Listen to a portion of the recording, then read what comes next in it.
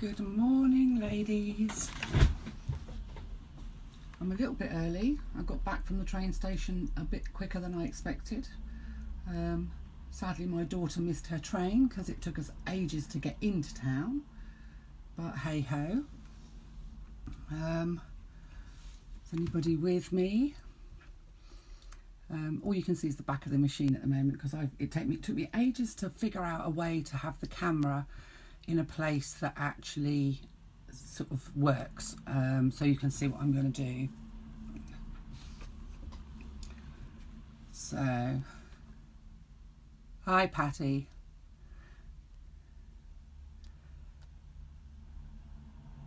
Anybody else coming along? Hi Di. I'm a wee bit early. Don't panic. You're all looking at your clocks and thinking, golly, she's a bit on the ball this morning.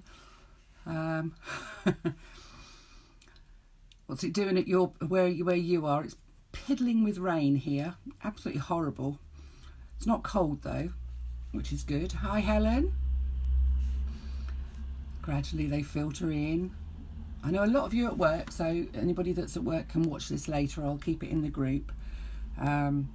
I just figured this was easier to do as a live rather than trying to show you videos, because I just think it's easier to do this in one hit.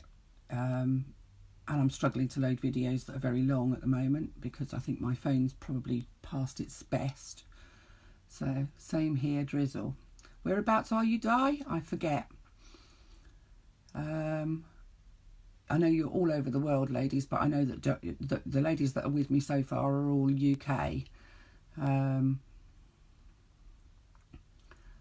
know Helen's down from me. I think she's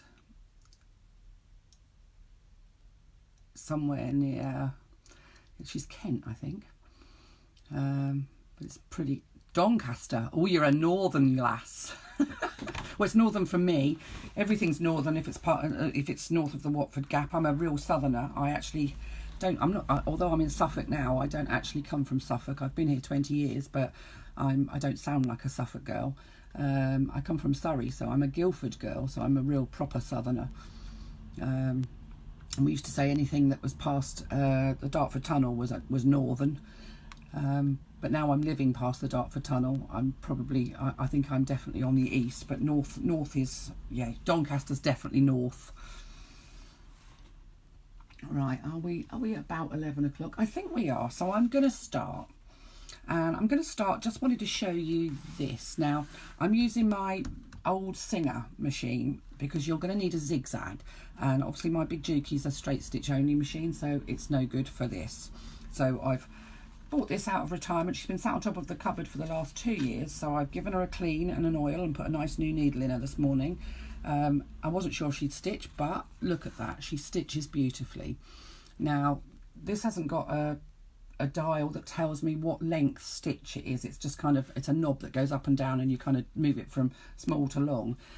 So I did 3 lines of zigzags, and basically this is sort of one of the smaller ones that you can do on this machine. It does do a satin stitch, but that's much too small. This is the biggest it will do at the bottom, and this is the medium one, and that's the sort of size you want your zigzag at. So when it comes to the sort of the height of the stitch, you want it as high as you can get it, but you don't want it too spaced out. You want it reasonably sort of probably middle of the road for your stitching. So if you set your machine to zigzag, make sure you've got a decent needle in, no less than a size 14. I've put a 16 in here because you're going to be going through quite a lot of thickness, because this rope is 4mm thick. So now I hope that those of you that are going to be sewing with me, have actually done what I asked you to this morning and rolled your rope into a ball. It's an awful lot easier if it's in a ball, than it comes sort of folded almost, and it gets tangled up. So rolling it into a ball means it comes off easily. Now the one tip I can give you for this is, if you have a bucket or a large bin or something like that, pop your ball of rope into that bin and put it on the floor by the side of you.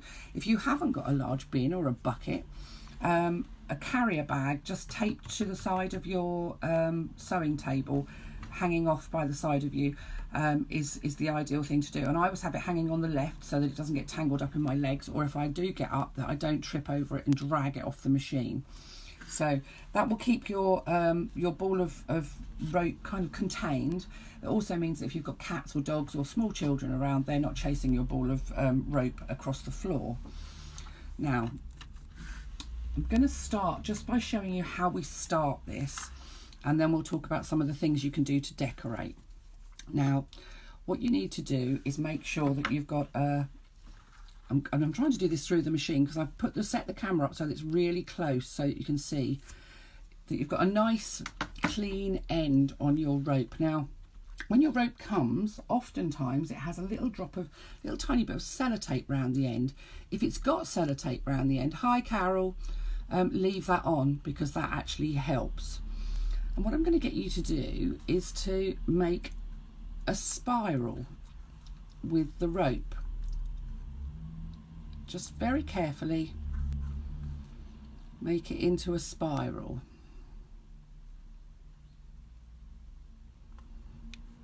Try and make sure that end bit stays nice and centrally in the middle. And we're just going to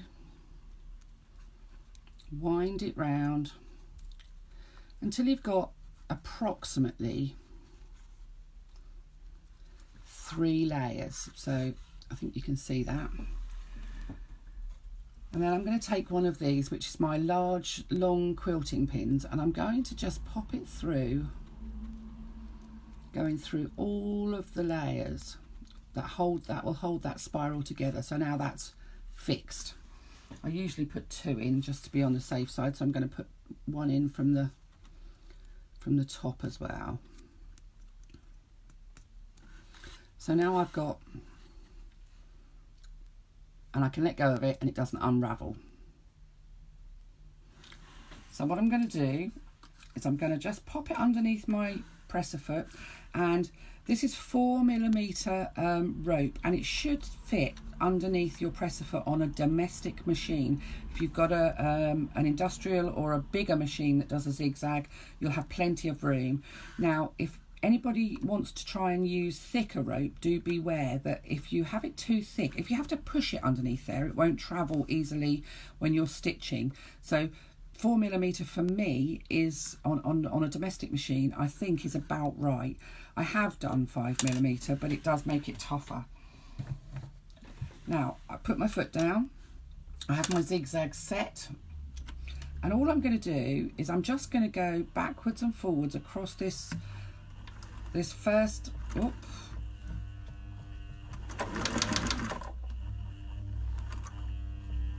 ooh, you can tell how long it is since I've used this machine. I don't know what I'm doing. So I'm going backwards. I'm going to lift the foot up. That's a bit of a novelty. I'm so used to my knee lift.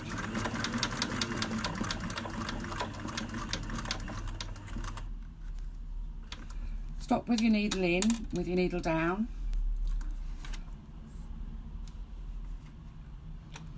And just kind of go all the way over that central little spiral that you've created.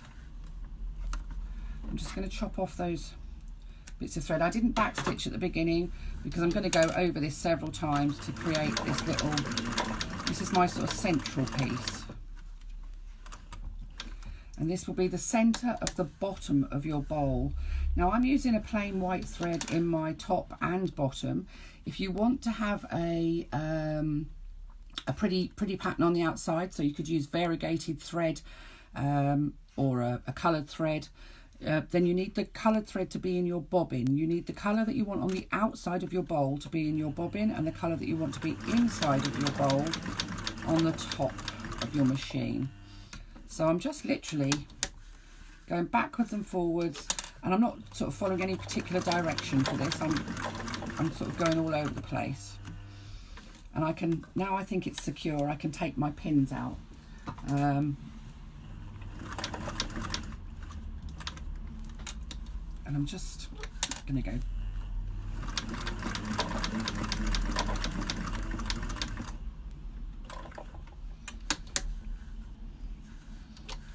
It's really essential that you get this bit nice and secure. So literally go backwards and forwards several times over it. Don't try and follow the lines of the spiral, just literally go backwards and forwards.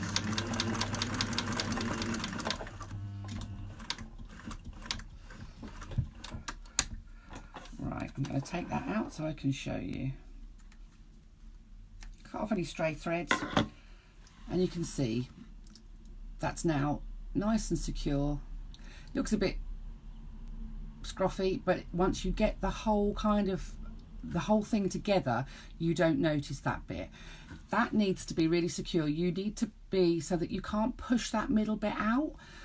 If it's not secure, then you'll find that your middle bit will come out and the whole thing will just disintegrate. So you need to make sure that that is nice and secure, plenty of stitching.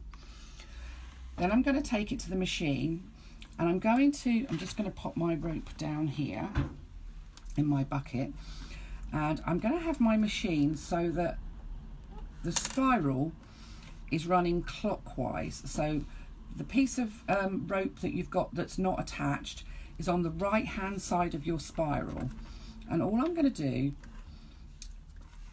is I'm hoping you can see this, is I'm going to start stitching quite carefully. Oh, come on, girl. I'm not quite used to this foot pedal. I'm not even sure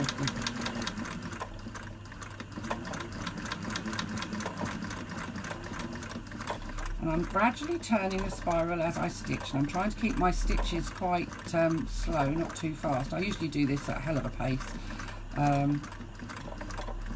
And I'm turning my spiral as I go, making sure that the rope that I'm putting around the outsides is butted up nice and close to the spiral. And I'm just zigzagging, and basically my zigzag is going over the join, so from the line of rope that's inside and catching on the line of rope that's on the outside.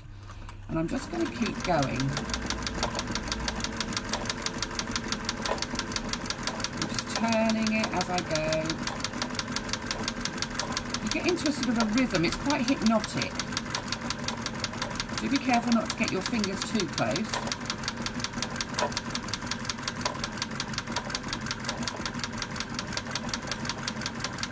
What we're trying to do is keep this piece nice and flat, because this will be the bottom of our bowl.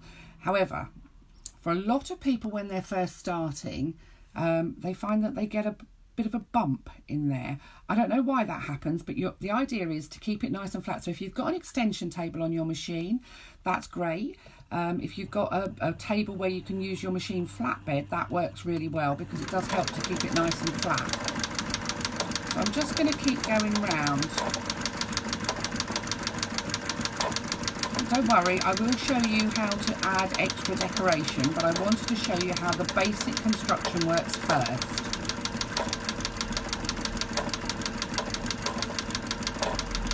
So we're going round and round. This uses a lot of thread. You will need to make sure that you've got plenty of bobbins.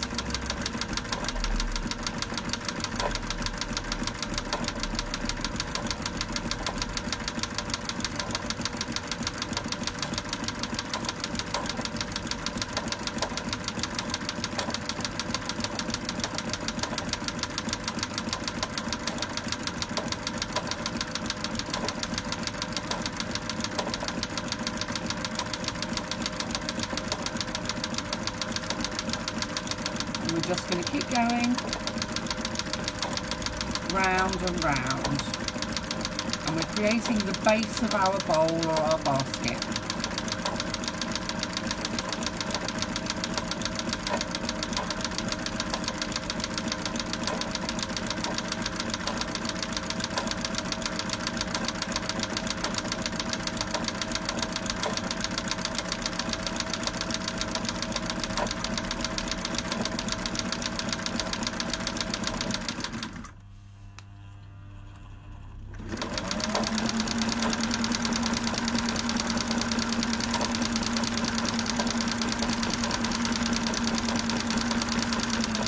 as you can see, once you get into your stride, you can kind of speed up a little bit. But if you're new to this and you've never done it before, keep it nice and even.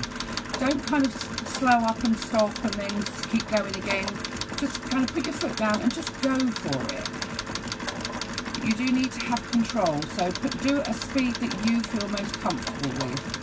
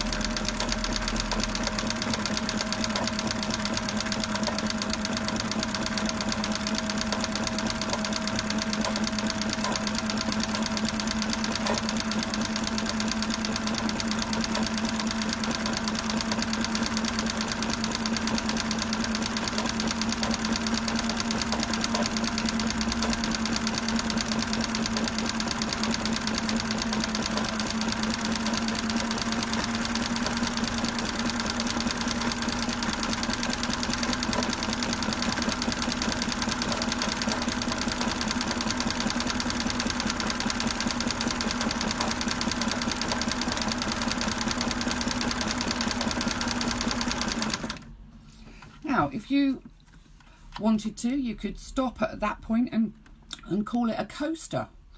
So you could put your tea and coffee on it. We have got some of these in the house that we've used as coasters, and actually they go through the washing machine surprisingly well as well. Hi Elaine, hi Pam, hello Kathleen. So basically what you're creating is a flat circle, and that is the base of your bowl. Now what I'm going to do is I'm going to carry on and show you how to do the sides of your bowl without any decoration, and then we'll come back and I'll show you how to add decoration to a bowl. So once I've got the base to the size that I want it to be, and most of the bigger bowls that I've done, the base is about 10 inches across. For a medium-sized bowl, about 7 to 8 inches across. This I don't think is anywhere near, well I know it's not anywhere near that. This is 5 inches across, but I'm going to start making it into a bowl at this point. So the way to make the sides is to lift this base. Now the angle that the sides go at will depend on how far you lift this base, and to a certain extent you're limited by the shape of your machine. I know when I've done classes, I had one lady who had a machine that kind of came out here, had a bulbous end, shall we say, so she couldn't lift her base of her bowl up very high. But I like to just do it gently, so I start off just by popping my hand underneath, and we're just going to continue sewing, doing exactly the same as we were before, and I'm hoping that the camera's at an angle where you can actually see what I'm doing. So I keep my hand underneath to raise the base up.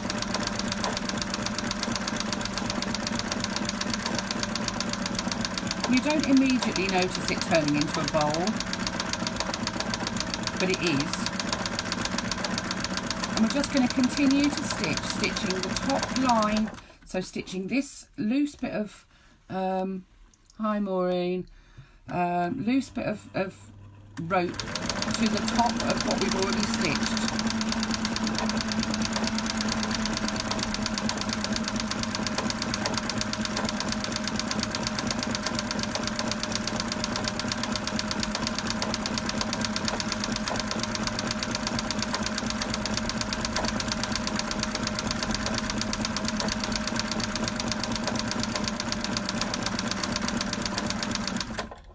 I'm just going to move you over because I'm hoping that That's better. That I'm not blocking the view with the bottom of the bowl. That was my concern.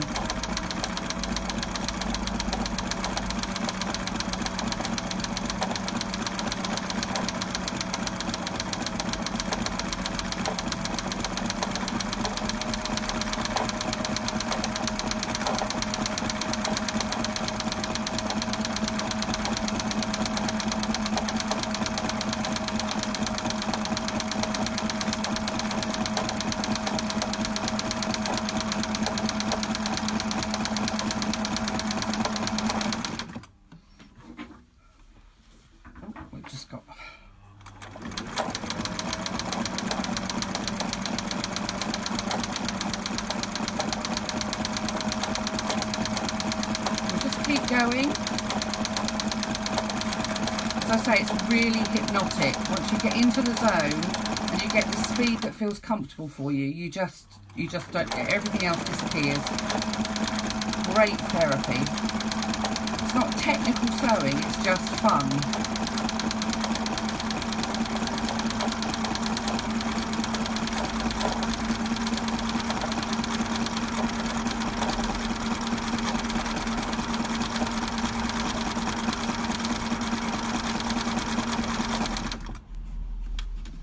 What I will say is do keep an eye open to make sure that your bobbin thread still is going, because many times I've carried on in circles for ages and ages and ages and then realised that actually I've got no bobbin thread in.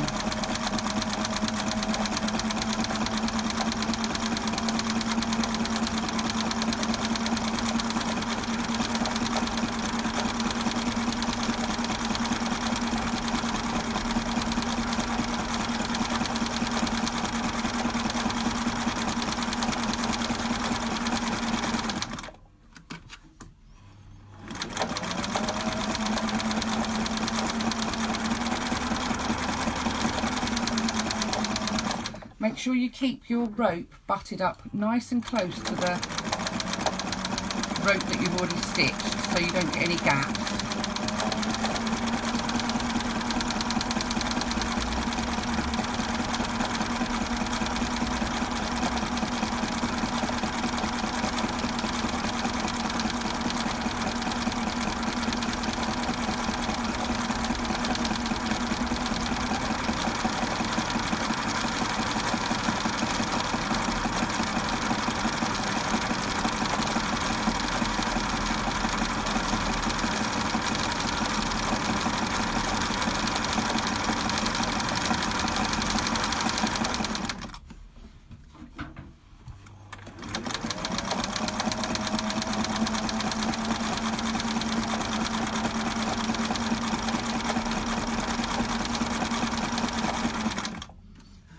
Move the camera over a little bit so you can see kind of inside of where I'm at, because I'm aware that the bowl itself is going to get in the way.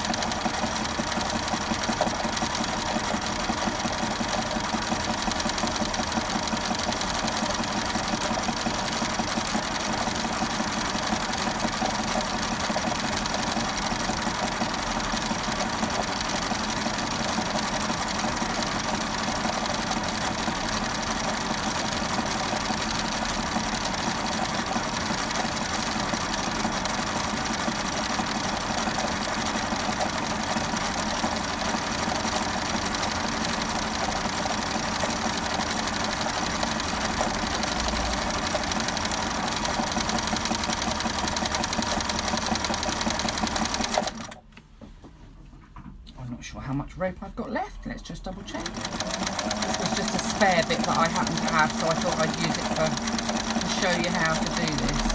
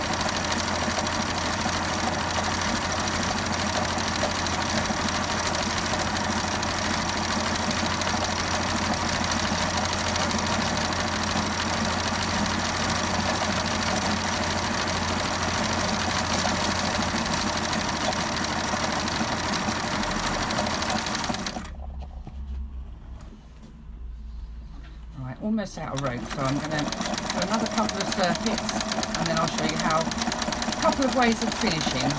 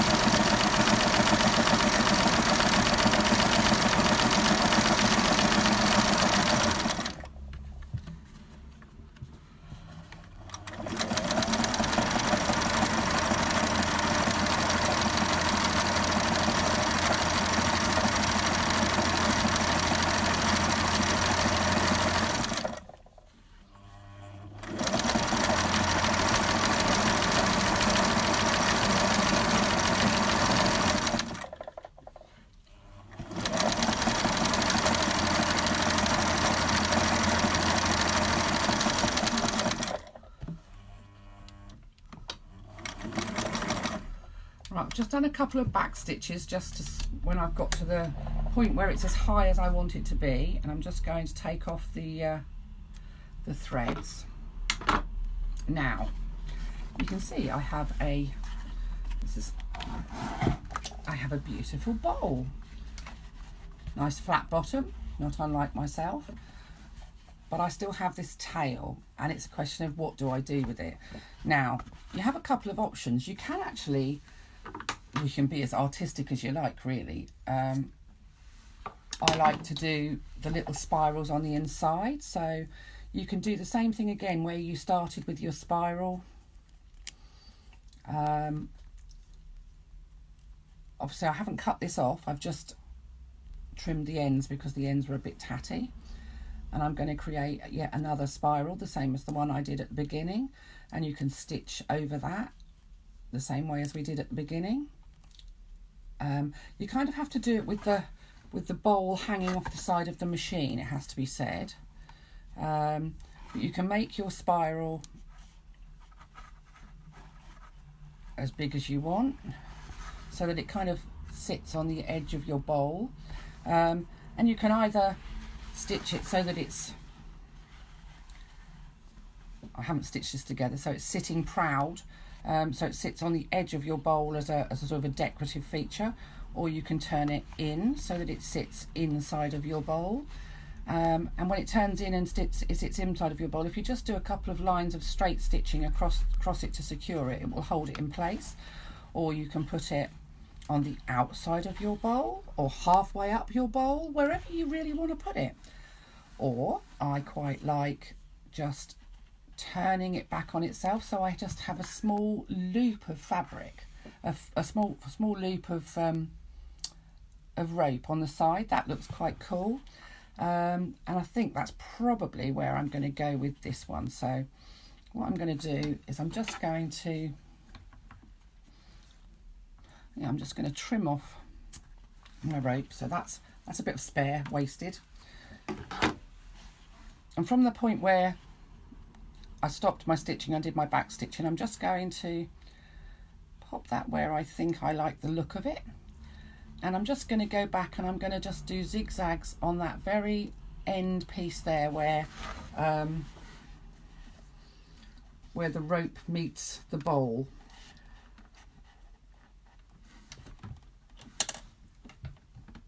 Let's get your zigzag stitch on.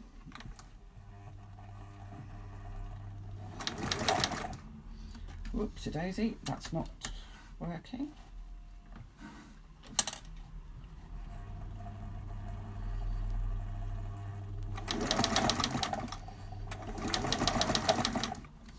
So now I've joined that to the bowl, so it's actually joined, and what I'm going to do is I'm just going to back stitch,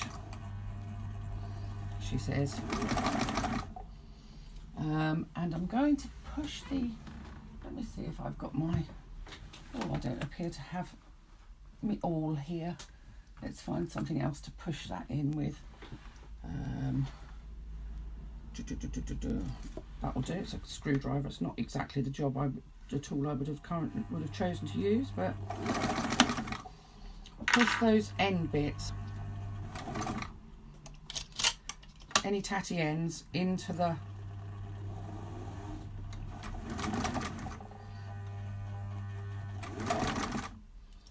and go back across it 2 or 3 times just to secure it,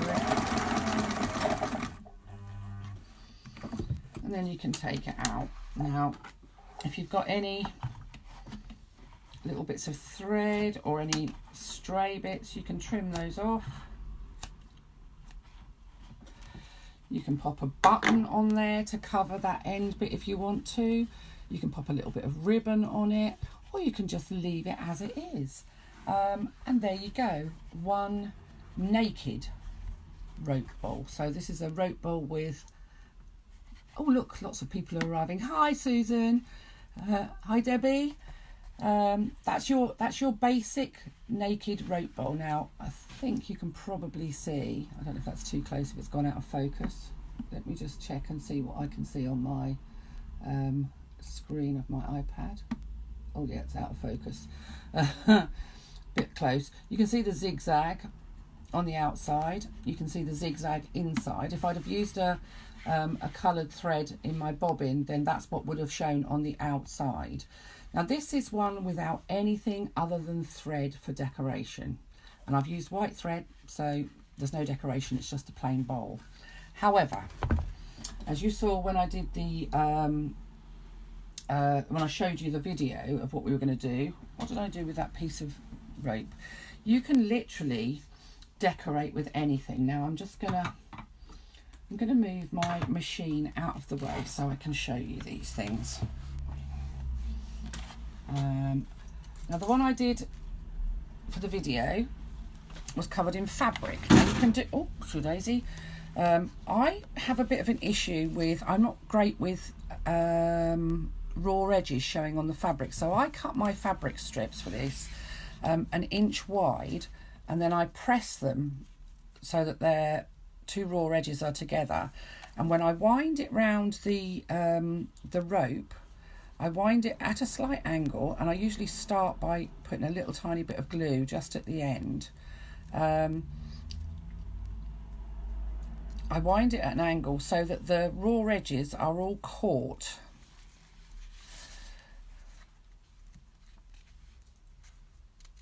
underneath the previous thread, so you don't see any raw edges. And I don't wind this before I start making the basket. I do the bottom of the basket, or I start making it, and I wind as I go, which makes the whole thing take an awful lot longer. You can see there's no raw edges showing on that piece of rope. It's very fiddly to do, so if you've never done a rope basket before, I would advise not using that technique. In fact, even just doing raw edge fabric can be quite laborious. This is just a piece that's 1/2 inch thick, and you're winding it on so that it's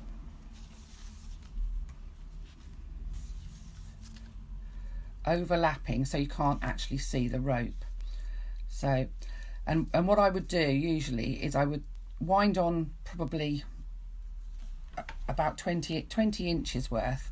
Then I do my little spiral that I did at the beginning of the naked one, using my rope that's been covered in fabric. You'll find that covering the rope in fabric, if you make some of the tutorials I've seen tell you to have miles and miles and miles of this fabric already made up and wind it round as you go, but I just find I get in a tangle, so I tend to use shorter lengths of fabric and stop every so often and just add more fabric to the rope as I'm going. It can become unmanageable with lots and lots and lots of fabric, but you can see that if I start to wind that round, you'll end up with a fabric covered, I've clearly missed the middle bit, you need to be a little bit more careful than I am, a fabric covered rope, and that will give you a fabric covered bowl. It gives it just a little bit more structure because you've got that extra thickness of the fabric. 1/2 inch strips are about the right sort of thick, right width. If you try using 1 inch strips, I find it gets a bit bulky. And it doesn't kind of curve easily, but what you're trying to do is you're putting it on at an angle so the edges are kind of overlapping each other.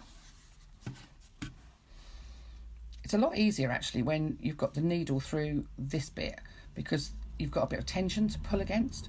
So you're covering your rope with fabric, and you can change your fabrics. You can use all of your scraps up for this, or you can, I mean, I've done a couple where I've used Aldi fat quarters, which are cheap. You can't get cheaper than those. And just basically cut it into great long strips and just wound it round as I go. And there you go. So that's fabric. But fabric isn't your only option. You do have it's really up to you how creative you think you can be. So I'm just going to unwind the fabric. Ribbon has no raw edges, so you don't get any fraying. The thing with fabric is you will, over time, as you use your basket, you'll get a frayed edge on it, which actually is not ineffective. It gives a slightly different texture to it. This one's actually just the edge of the fabric, and you can see it starts to fray over time. So you're going to get elements of the fraying on your bowl. If you want to use ribbon, again, put your ribbon at an angle to start and wind it round. And if you've got pretty silky ribbon, it will give you a pretty silky looking bowl. Again, gradually just building up and covering the sides of the rope as you go, covering the side of the ribbon that you've already wound on so you don't actually see any rope. If you wanted to do it so that you could see rope in between, that would be fine too. I've never tried that. I've only ever done one with ribbon, and I have to say it used miles and miles of ribbon, so actually made it really quite expensive. But if you've got a lot of ribbon that's going begging and you don't know what to do with it, ribbon works fine. The same principle, once you've got the ribbon on, make your little worm cake, or worm turd as my husband calls them, and start just going round and round and round and round. Ribbon works well. What else works well?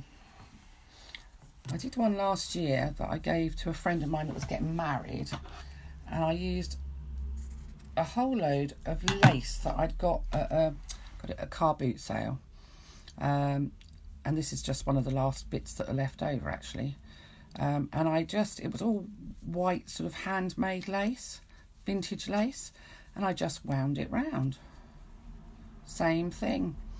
You can probably use this one's not great actually because it's a bit gathered, but you can, gives you a different look again, slightly more scrappy look, but actually when it's all together it looks really pretty. I've got lots of bits of lace, that big thick bits as well, that you could probably try and do so with the big thick bits, but I think you might find it's a bit bulky with thicker ones. You'd probably need to cut them down. Let's take that off. Wool rovings, and I can't find my wool rovings anywhere, but the wool rovings that you use for felting work really, really well. This one actually was done with wool rovings. You can see I've just put little bits in of colour. And what I find the easiest way to do it is to pull a thin strip of rovings, and I used to, these are variegated so you get different colours in it, a thin strip of roving, hold it on one end, wind it round, and where it gets to sort of a thinner end at the other end, and this is going to sound disgusting, lick your fingers and just push it down with your fingers and it will stay in place as you're stitching over it. These are wonderful. These are sari silk rovings. So when sari silk is made, when saris are made, and I mean silk ones because these are all silk rovings, the silk is woven on a loom, and this is the stuff that comes from the edge of the loom. It's very, very fine silk strands, and it comes in the most amazing jewel colours. And this is really cool to wrap around, and I just literally pull off a few bits of different colours, just a few fibres. It's just a few different fibres.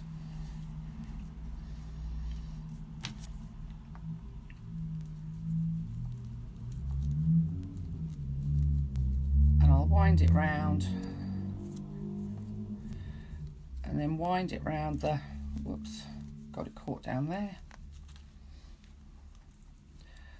Wind it round the rope, and you get this wonderful sort of variegated, I mean you could have used all one colour if you wanted to, and it has a fabulous sheen. They look really rich. You also get little kind of loops and stuff hanging off, so you've got a bit of texture, because these are just very, very thin silk fibres, and you can kind of create patterns with the colours if you want to, but you can see how effective that would be. I've done them with this, but I've never done one that's completely covered with it. I might just try that because I think it might look really cool.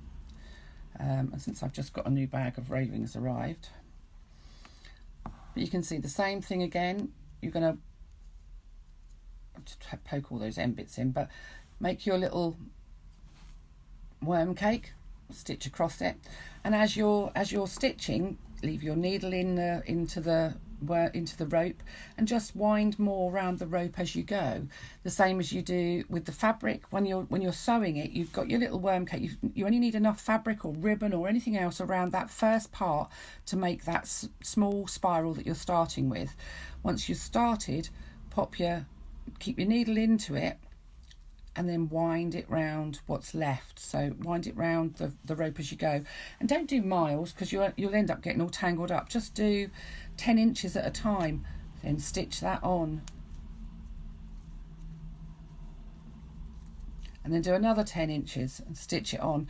Adding colour, adding any kind of decoration will add quite a lot of time to the time that it takes to make your basket, but it gives such a unique personal look. You can use bits of rope, bits of ribbon, bits of lace. If you're a person that keeps all their spare threads, so if you're an embroiderer and you've got bits of embroidery thread, you could add those to it. If you've got bits of knitting wool, you could add those, winding around, anything really. It's very much up to you. I'd really love to see how you customise this to make it your own. The only thing I've never done is done one in faux leather, because I think it would be just too thick. And because your stitches are quite close together, I can't help feeling that faux leather would perforate after a while. So I've never actually done one with faux leather. I may be wrong. It may be entirely possible. I just don't know. But yeah, those are the ideas. So I'd be interested to see what you do. We have got, I know I said we weren't having prizes for this event, but we do have 2 prizes. They will be free entries to the January event, but you need to have made all 3 items and put them in a collage and put them in the folder that I've just produced this morning. I think that's probably about it for rope baskets. You can make them, if you wanted to make one that was oval, you could make your spiral for the base oval, so you can kind of see where that's going. I've only got a little tiny bit of rope here, but you could actually make it oval, and then you would have an oval bowl or basket, whatever you wanted to do. You can actually make bags. You can actually make proper big bags using this technique. However, you do need to be really careful that you are securing all of these ropes together, because if you weren't and you put something heavy into a bag and the bottom fell out of it because you hadn't secured this bit, or there was a gap in your stitching, the whole thing will just unravel and it's almost impossible to repair. So, you know, there are ladies who have made whole bags out of them, and I've seen them on Etsy, and they are fabulous, but I wouldn't necessarily, I don't think I'd trust them. A bowl is one thing, carrying all your precious stuff in a bag, entirely different, because if it comes undone, it's come undone. When you hold it up to the light and look through, you'll see if there are any areas that you've actually missed. You'll find, sometimes you find that there's a little tiny bit of stitching that, where the two bits of rope aren't joined together. This one I actually look like I've done really well, and I've actually caught all of it. But if you have, you can go back in and you can just stitch over that bit again, just pushing the two ropes together so you don't have any holes. And there you go, rope bowls. Hope you found it interesting. I'm looking forward to see what you make with it, and I'm going to go off and carry on with, I've got my, this was a spare bit of rope, but I've got a new thing of rope, so and I want to make a big basket. And I want to put all of these into it, so I'm going to carry on and do that, and hopefully in a few hours you ladies will start producing your own. So thank you for joining me this morning, and I'm going to leave you to it. Loving seeing the little clamshells that have been appearing. They look great. So keep sewing, ladies, and thank you for being here. Bye.